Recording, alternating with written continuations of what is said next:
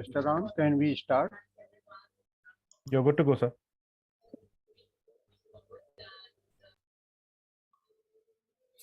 Well, good morning, everybody. PB, can we start now? Yes, sir. Yes, sir. Please.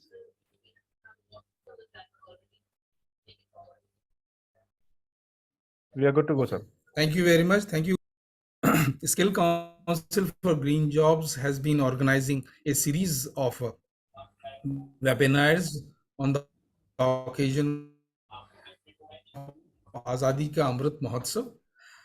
While we plan to do 75 webinars for the audience and the 75 webinars interest shown by many professionals new webinars. I'm also happy to inform all the people who have joined that all the previous speeches or the webinars are available on our website. Webinars based on the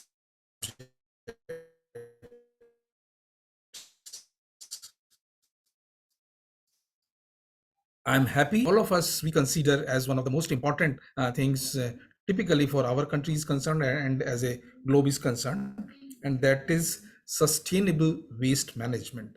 We have Mr. Sourabh Munja today with us, who has been with the GIZ on looking at the waste management. And Mr. Sourabh, I would like to inform that Skill Council for Green Jobs has been doing a large number of activities around waste management. In fact, we have done largest number of trainings, which is amounting to about 400,000 trainings of Safai Karamcharis across the country. So for Skill Council for Green Jobs, it is one of the largest activities in waste management is concerned. We work in the solid waste management sector. We work in waste water management sector. And in fact, GIZ has been always supporting us in creating some contents and qualifications. With these words, I welcome Mr. Sourabh for this webinar series. And we are looking for actually try to understand how digitization can help in sustainable waste management. I would request Mr. PB Singh to introduce the speaker, formally introduce the speaker and take it forward. Thank you. Thank you, sir. Thank you very much for welcoming the speaker and other audience.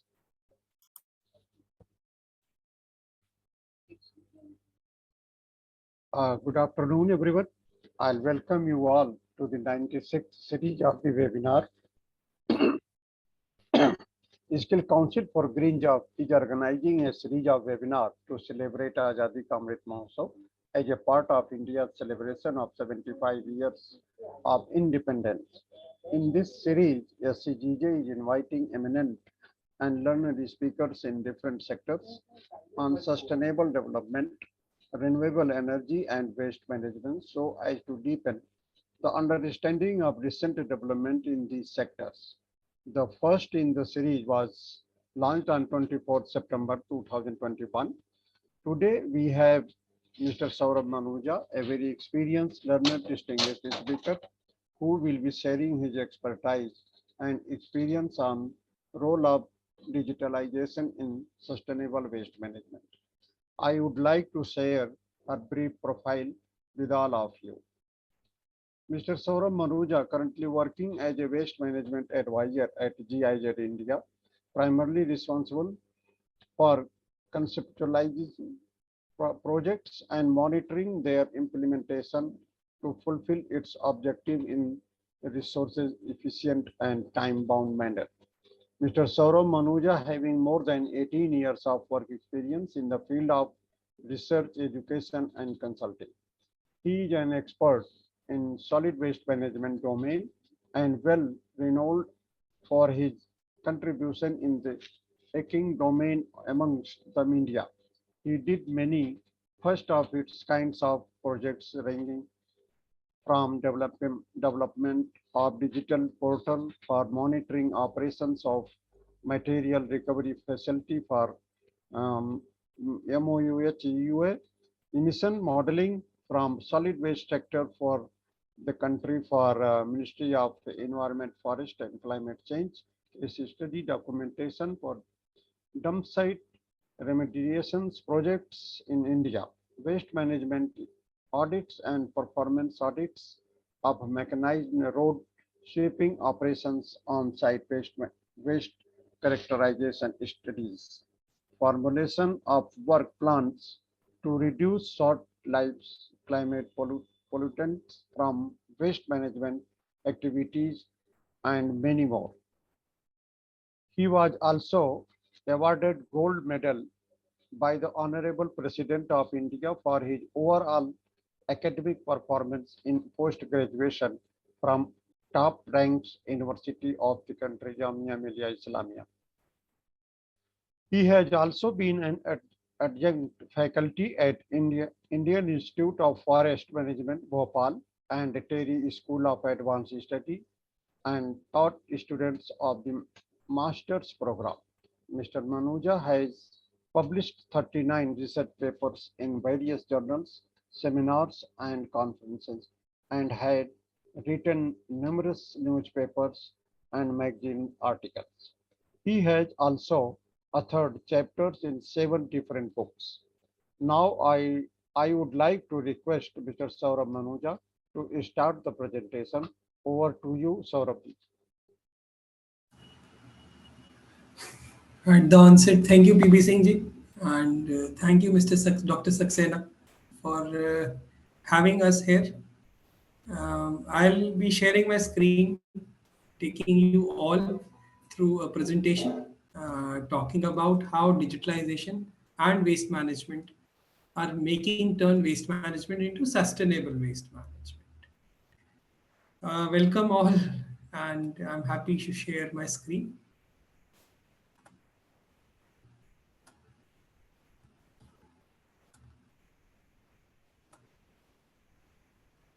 Is my screen visible to all? Okay. Yes, sir. You're good to go.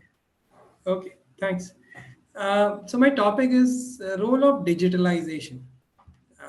We all understand that digitalization has been turning as a fourth industrial revolution.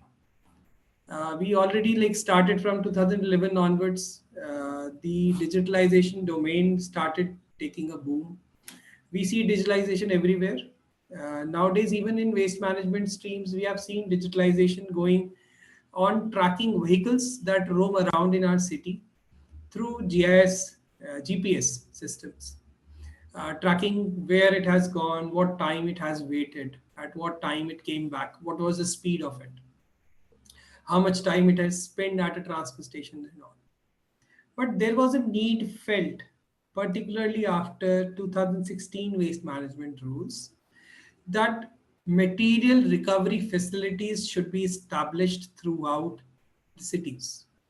So every dhalao, which we used to call as the transfer station or a dhalao, a common point where waste was getting collected for further picking up for transportation, was eventually turned as a storage location for informal sector or for formal recyclers to basically come segregate their waste. Eventually it became material recovery facilities or material sorting facilities.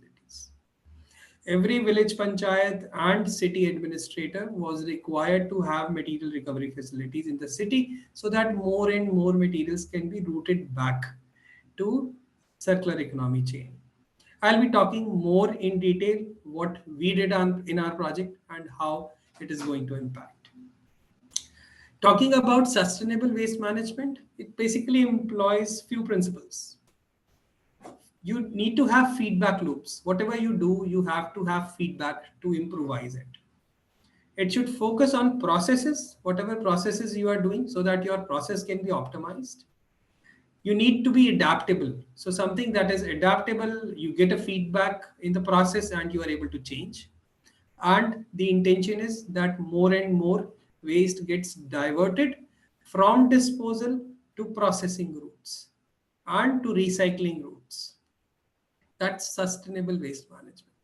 Obviously, sustaining waste management will also require like applications of leverage points which affect change. That means the low hanging fruits to be targeted first.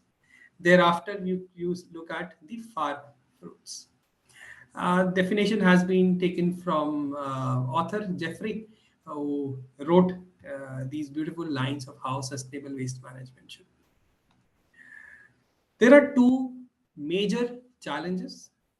I'll not say major, rather, these are global challenges: marine litter and global warming. So, climate change and marine litter are two global challenges which are associated with improper waste management at cities. So, by doing or by sustaining waste management, we can target off the low hanging fruits which affect marine litter as well as global warming. We in India have almost 17% of population of the world, almost one sixth. And if we look at the geographical area, it's only 2.4%. That is where the issues lie. We have a very dense population. So cumulatively, our urban areas are generating somewhere more than 150,000 tons of waste every day. Roughly three-fourths of this is getting processed. One-fourth is not even processed. Sometimes a major percent of this unprocessed waste is even not collected in cities. But the issues are not only these. Our urbanization rate is increasing. We are more like we are expanding our cities. The population is migrating from villages to urban areas. Secondly, population is also growing. Lifestyles are changing with increased incomes. And that clearly means that our tendency or our habits to generate more waste is going to be there. So the challenges which are associated with these things like urbanization, population growth, changing lifestyles and economics are going to be there, and we are going to have more waste around. If you look at the country scale and if we talk about marine litter perspective, we generate around 13.6 kilograms per person per year of plastic waste. Obviously, this is less, way less than the world's average of 30. But still, as we are almost 17% of world's population, we generate a major amount of plastic waste around the countries. It is reported that we are generating somewhere around 26,000 tons of plastic waste every year. That means 9.5 million tons of plastic waste a year. Although we are recycling somewhere close to 60 to 70% of it, but a major chunk of this, particularly the low value plastics, are getting discharged from cities into the environment. This is the reason why out of 10, two major plastic carrying rivers, major plastic pollution load carrying rivers, which has more than 90%. So 10 rivers in the world have more than 90% of plastic pollution load. And out of these 10, two rivers, Ganga and Brahmaputra, are in India. So India, while we are striving to become a developed nation by 2047, the challenges that remain with the management of municipal solid waste with cities are enormous. And we need more attention towards it. We need more innovations around it. And obviously, we need solutions which are easy to replicate, easy, and helping our governments even to scale up their efforts. We all know that we have roughly 1.3 million tons of microplastics and 9.7 million tons of macroplastics entering oceans every year. Although 150 million tons of plastic waste is already circulating there. So we have an issue which is mostly linked with cities waste management. You may ask, why is plastic such a problem around? See, plastics by itself does not cause any problem, plastics management is leading to its leakage into environment. The, the leakage means that we have plastics entering into rivers and oceans, and plastics don't degrade easily. Rather, they defragment from macroplastics to microplastics. What you see on your screen are life age of plastics that are entering into environment. If you even look at diapers, they last for somewhere around 450 years if they are disposed around. This is a reason why we have been like informed that approximately 1 million seabirds and 1,000 marine mammals, including whales and dolphins, are found dead every year due to either entanglement or ingestion of these plastics by considering them as food. You must have seen such sites around. This is an example from our project city of Kanpur, where you can see like near a drain. So there's a drain on the right hand side, and just on the bank of this drain, you see a lot of waste getting collected. This is a reason, or this is a way how cities lead plastics into river bodies, into water bodies or drains that particularly will take it. The plastics or marine debris will travel along with it to the rivers and from rivers to the oceans. The proximity of such hotspots to marine and fresh ecosystems clearly indicate that our cities are at frontline of plastic pollution crisis. You will be surprised to know that roughly 80% of the marine plastics that enter into oceans come from cities or land-based sources.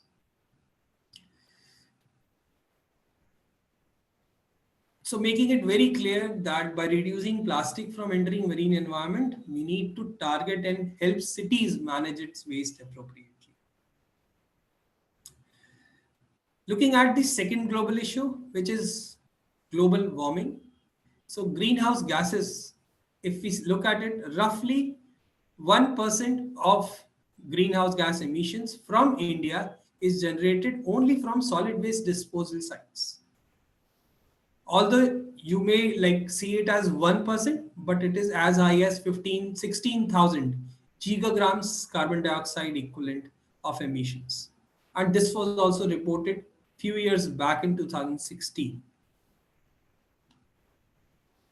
If we look at how a waste should be managed in city, look at this chart over here. We segregate waste at our houses, segregate into dry and wet waste, as well as domestic hazardous waste. The domestic hazardous waste, including biomedical or sanitary waste, is sent to a treatment storage disposal facility, which obviously means that it will be handled separately by a processor. The organics getting generated is basically managed at home, either through composting or biogas units, or maybe sometimes at a society level into decentralized digester systems. The dry waste is sent out to material recovery facilities. Material recovery facilities or sorting facilities sort materials into different categories: MLPs, plastics, glass, paper, cardboard, metals, Tetra packs. And after segregating, these are sold to recycling industries. Now, when we went out to cities to understand what is happening over there, how much of materials are entering into material recovery facilities, what is it that material recovery facilities are offering to recyclers, or what is it that material recovery facilities are not handling, the questions, many of the questions remained unanswered because cities were not capturing what is going on inside these MRFs. The question started with what is it that MRFs should offer to recyclers? How many materials? What packaging? What color? What condition is it where needed? Whether the recyclers need materials to be baled or to be loose or to be shredded. Whether glass is required as green, amber, mixed, or whether there is a separate requirement of a flint glass. So there were interactions that were done around, and you will be surprised to know that from a recovery facility, we can have 18 type of materials, including organics. 18 materials, and if you look at their subcategories, roughly 62. This is what recyclers look for. So MRFs also need to report at least the ones that they handle and the type of submaterials that they are offering to recycling industry. And further, there was a need that these materials should be visible to the recyclers for them to look at. City not only should target towards MRFs, but should rather start with the first 3 Rs, which is they should target materials to be reduced and reused. Then only they should come to MRFs for recycling.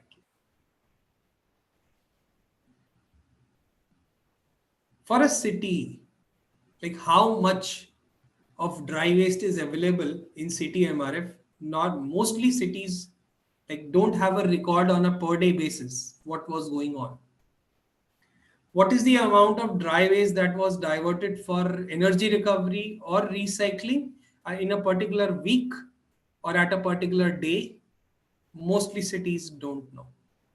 Cities just accumulate the data at the end of every month and put it on Swachhtam portal for Swachh Sarvekshan data.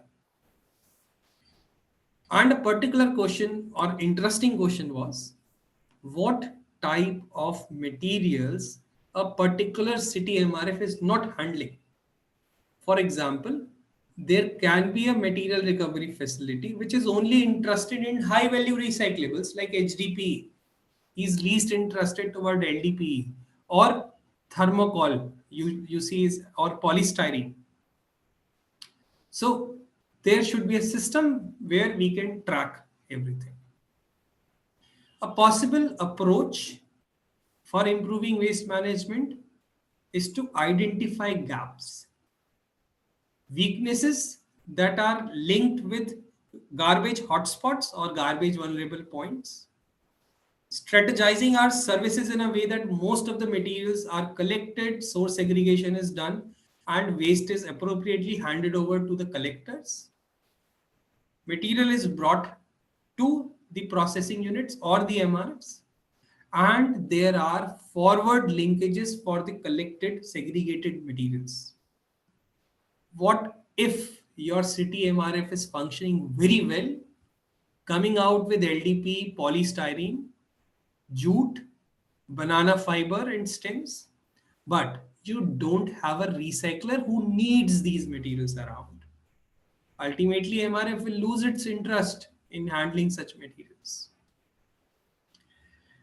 That indicated that there was a strong role for having digitalization in waste sector, for appropriately monitoring, reviewing and verifying that what is going on, and also having forward linkages for materials that are offered.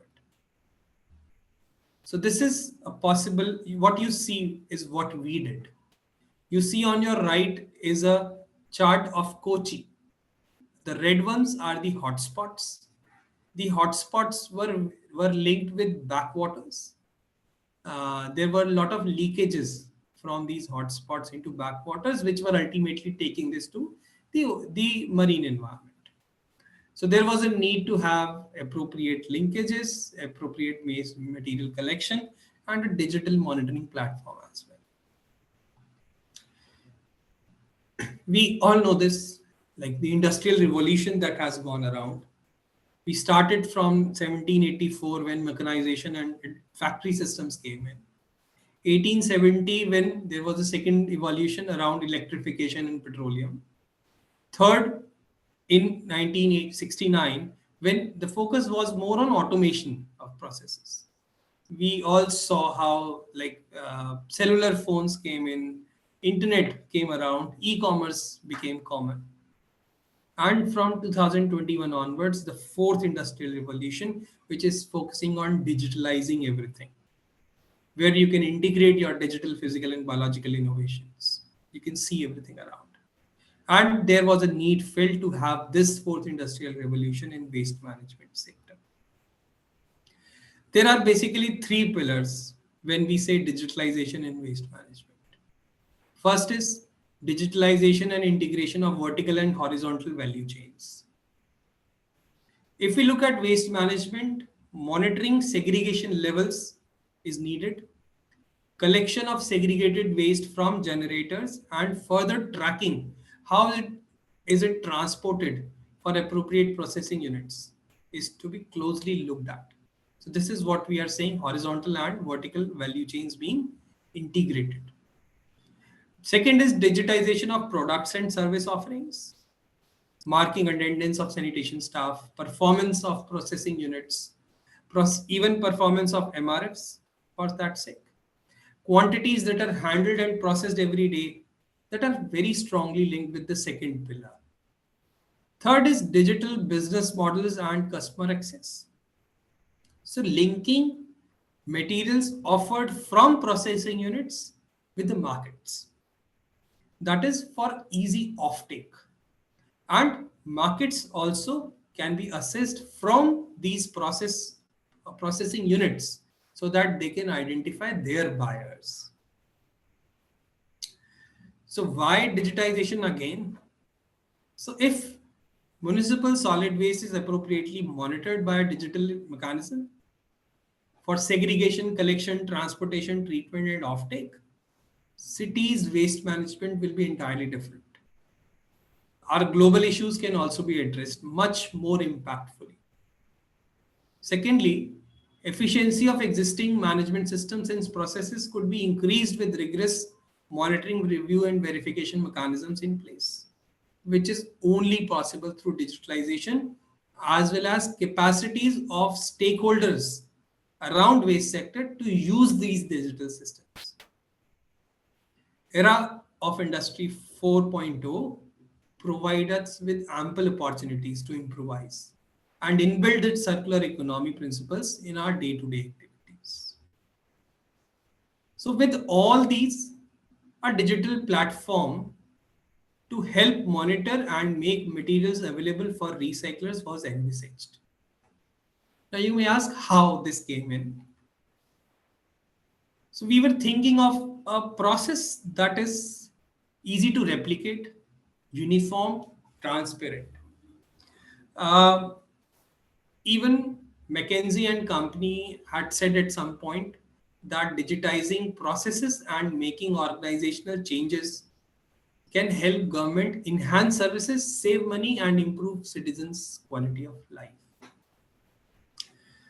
Although I've already told it that there was a regulatory background whereby MRFs were getting established, there was a need to monitor what was going on in these MRFs and how a city is performing through these MRFs.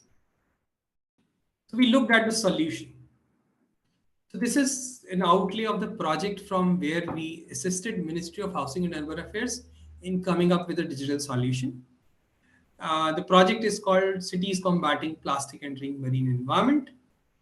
It's an Indo-German technical cooperation project whereby the objective is to have enhanced practices to prevent plastic entering marine environment. Although the solution was not only for plastics, it targeted on all dry waste that are being handled by material recovery facilities. A background work was done. There was a baseline assessment that was undertaken in 2021 with 85 plus consultations with urban local bodies, recyclers, recycling associations, traders in cities, states. We came out with somewhere around 52 subcategory of waste materials with different color packaging and conditions that recyclers want. Then we did pilot tests of this 52 list in 6 MRFs in Kerala and Port Blair. And we also did waste characterizations in Kanpur and Port Blair. And we found new subcategories of waste which could be beneficial for recyclers who can take up, and the list, including organics, went up to 62.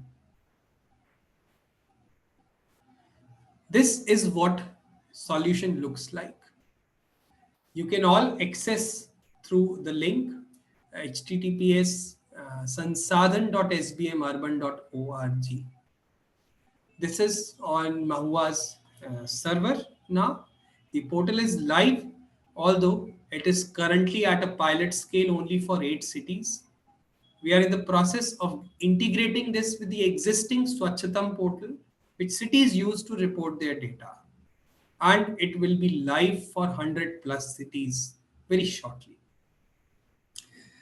You may log in, and the portal is also accessible through mobile phones, because we understood that the portal might be used by material recovery facility operators who might not have a laptop or a computer every time at their site. And they can use the portal to basically feed data. What does this Sansadhan portal does? First, it integrates with existing Swachhatam portal, which is the MIS for ULBs.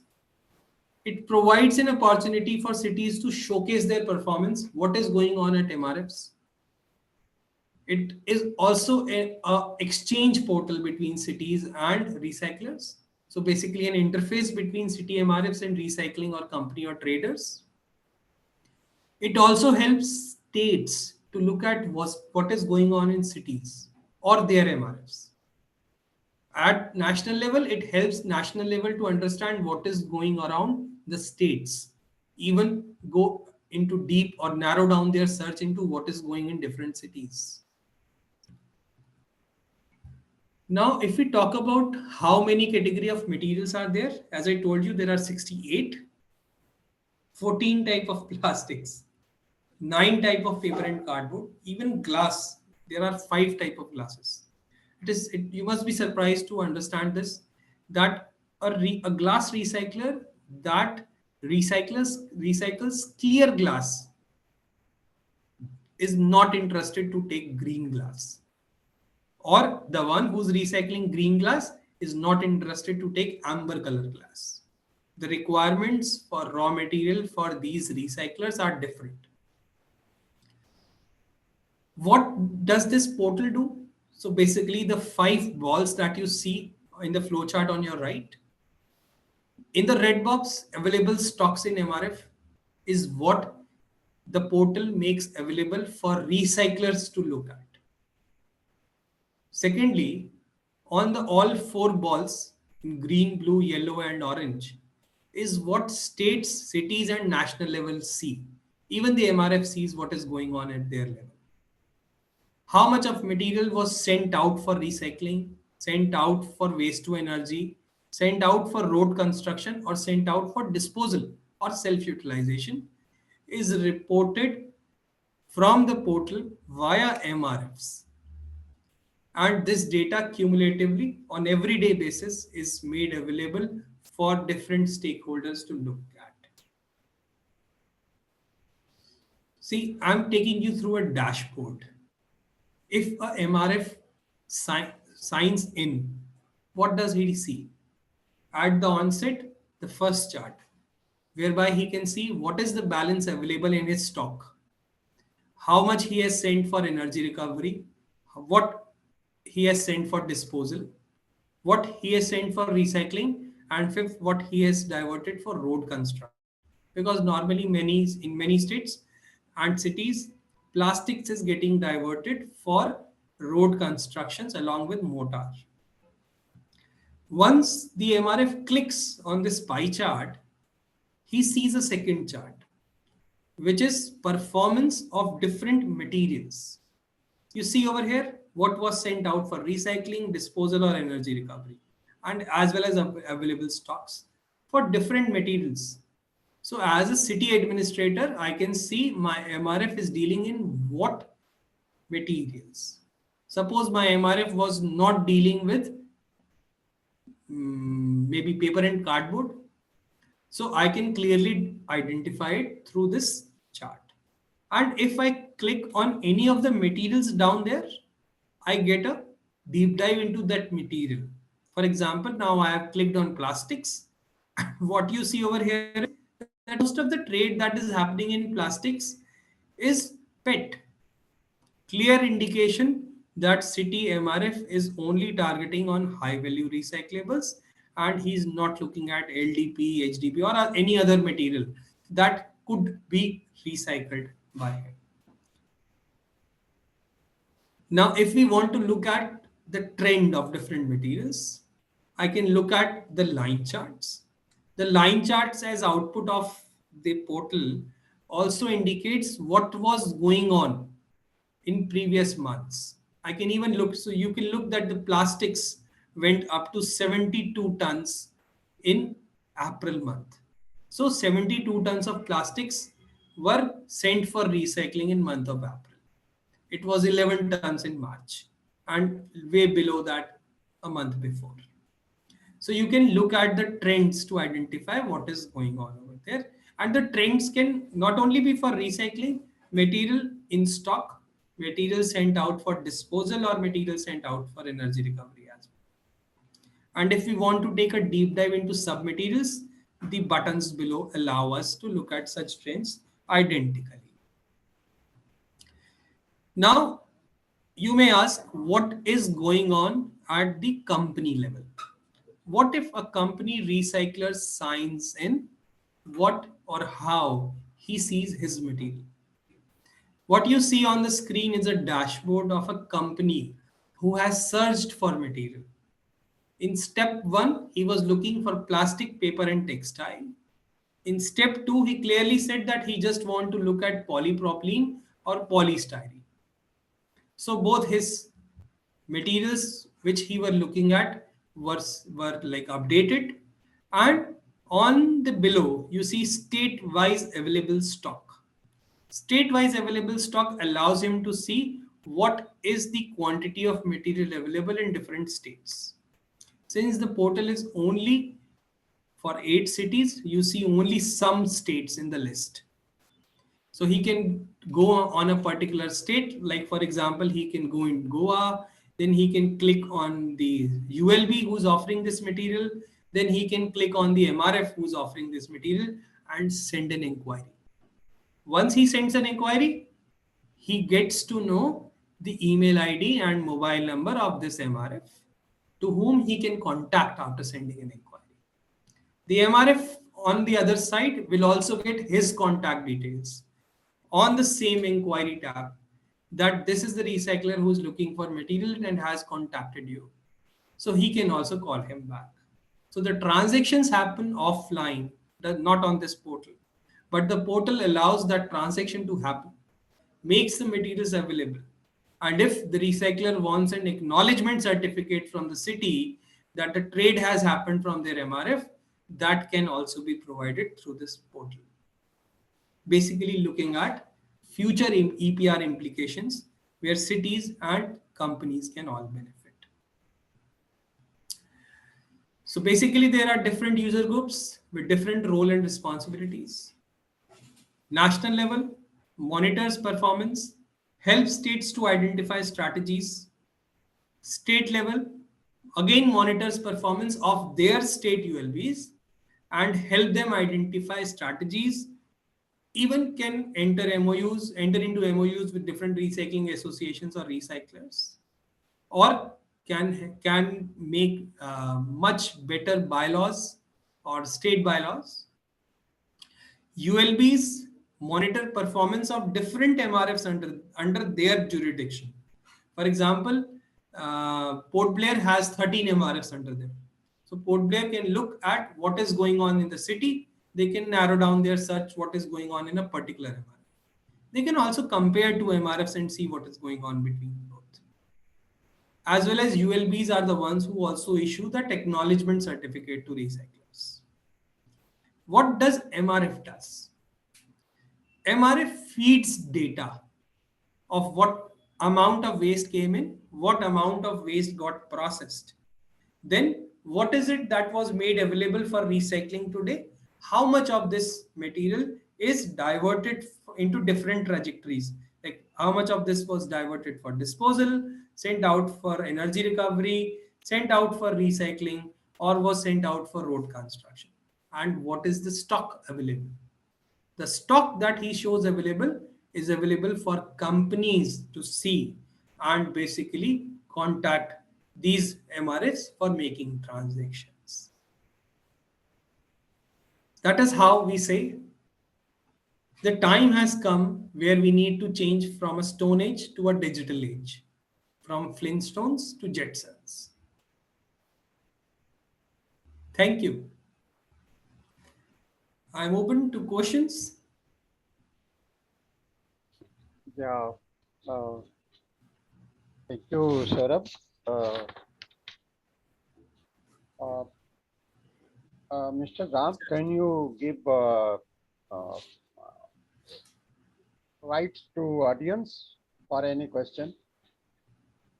Sure. I'll give the speaking right, sir. Yeah. Any questions from the participants? Dr. Narendra Kumar is with us. Any questions, sir? This is your subject. Yeah. And PP Singh ji, I see from Dr. S.N. Srinivas hand Yeah. raised. Yeah. Please, Thank you. Srinivas. You made with your permission, PB Singh. Thank you. You made a very good presentation, and the digital platform that you proposed is an excellent tool. I want to know, there are many agencies which are working now. GISRD is working, UNDP is working, USAID has started working, and then UNIDO, UNEP is also in the queue. Now, this digital platform that you are proposing, will it be used by all? Otherwise, it will be, what happens most of the times is this dashboards and the websites, they go away after the project period is over. But I see that you have anchored it in Mahua, which is a good thing. Just your response. Otherwise, it's a beautiful, very clear presentation. Thank you very much. Over to you. Thank you, Dr. Srinivas. That's a very valid question, whether such products will sustain. Dr. Srinivas, the portal was developed for Mahua along with their team. So Ministry of Housing and Urban Affairs basically was looped in. Ministry of Housing and Urban Affairs was the one who was helping us develop this. Basically, we were assisting them to get it developed. Secondly, then it was piloted in 8 cities in April. The intention of doing pilot was to train cities, train their MRFs, look at how data gets posted in, what improvements are required. And then thereafter, when we were ready, now it has been hosted on Mahua's server. The portal is now with Ministry of Housing and Urban Affairs, not with GIZ team. And they are getting this integrated with Swachhtam portal for again pushing it for million plus cities and state capitals. So basically entering into the second stage of having this portal. This is Mahua's portal, obviously not GIZ portal. So I don't see any point whether it will be like backed off when the project is over. They will be taking care of it. Thank you. I think that makes a lot of sense. It's at the request of the Mahua that you have done, and it is housed there. I think it will have a better shelf life for sure. Thank you very much. Thank you.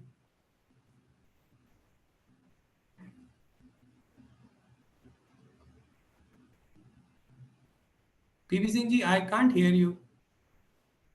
I see you saying something. Yeah.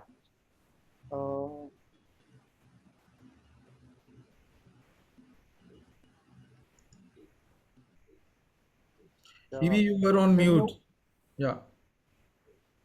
Yeah, Sourabh, can you hear me? Yes. One question is on chart. Can you able to see that? Yeah, okay, just let me.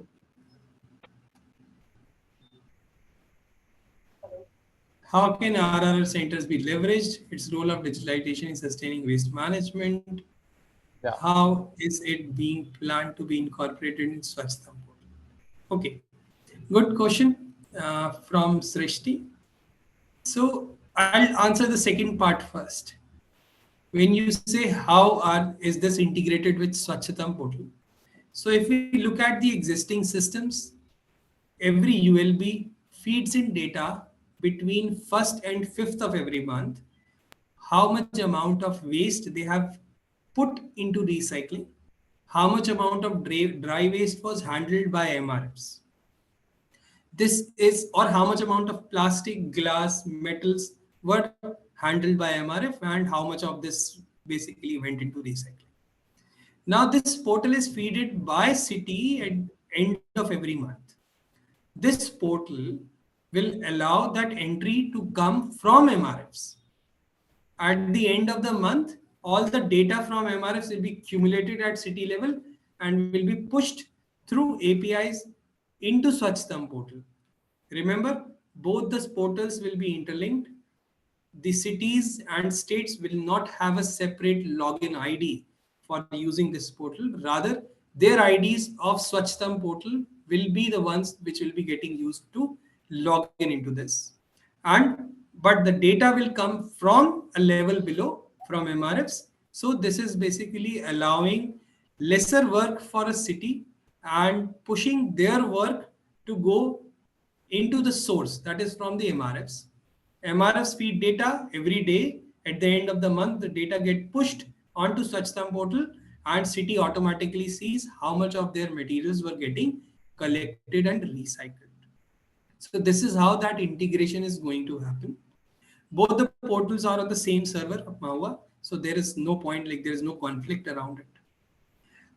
Second, you are talking about RRR centers. So RRR centers which are linked through MRFs are getting reported here through MRFs. But yes, there is no separate RRR centers getting linked on the Swachhata, on the Sansadhan portal. Sansadhan portal had an intention to make these materials available for recyclers. I hope that answers your question. Yeah, thanks, Sourabh. Any other questions from the participants? Okay, no questions.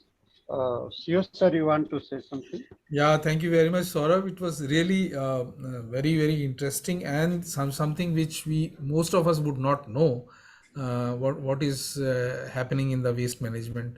One small thing I would like to mention is that Skill Council for Green Jobs has been doing a lot of work in waste management area. So we'll be very happy to contribute the way any way we can, and we would be interested in taking up some specific trainings for MRF, maybe for the portal or for managing waste. Wherever our services are required, we'll be very happy to participate. And also we are now the recognized training provider of Ministry of Housing and Urban Development and Ministry of Social Justice. So whatever way you want Skill Council to be involved, it will be very happy to contribute as much as we can. Thank you very much once again from Skill Council for Green Jobs for coming and delivering the webinar. PB, your formal vote of thanks. Thank you, sir. Thank you very much. First, I would like to thank Mr. Sourabh Manuja for accepting our invitation for the presentation. Thank you, sir, for excellent presentation. It's very informative and knowledgeable. Hope all the participants are get benefited. Once again, thank you very much, Sourabh. Now I would like to thank all the participants for their valuable presence and support. Thank you very much, all of you. Finally, I would like to thank Mr. King Ram for his support. Thank you, Mr. Ram. Thank you, Sourabh. Thank you all. My pleasure. My pleasure, and thanks Thank to you all the very much. audience for listening. Thank you. Thank you.